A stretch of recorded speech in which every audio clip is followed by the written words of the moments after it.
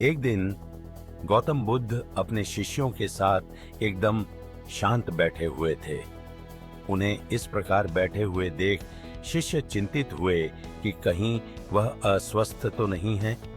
एक शिष्य ने उनसे पूछा कि आज वह मौन क्यों बैठे हैं? क्या शिष्यों से कोई गलती हो गई है? इसी बीच एक अन्य शिष्य ने पूछा कि क्या वह अस्वस्थ हैं? पर बुद्ध मौन रहे। तभी कुछ दूर खड़ा व्यक्ति जोर से चिल्लाया, आज मुझे सभा में बैठने की अनुमति क्यों नहीं दी गई है? बुद्ध आंखें बंद करके ध्यान मग्न हो गए। वह व्यक्ति फिर से चिल्लाया, मुझे प्रवेश की अनुमति क्यों नहीं मिली?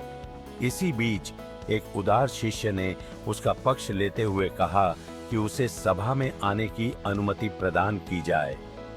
बुद्ध ने आंखें खोलीं और बोले, नहीं, वह अछूत है, उसे आज्ञा नहीं दी जा सकती। यह सुनकर शिष्यों को बड़ा आश्चर्य हुआ। बुद्ध उनके मन का भाव समझ गए और बोले, हाँ, वह अछूत है। इस पर कई शिष्य बोले, हमारे आश्रम में जात पात का कोई भेद ही नहीं, फिर वह अछूत कैसे हो गया? तब बुद्ध ने समझाया, आज वह क्रोधित होकर आया है। क्रोध से जीवन की एकाग्रता भंग होती है।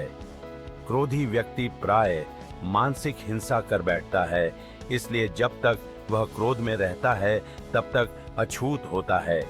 इसलिए उसे कुछ समय एकांत में खड़े रहना चाहिए।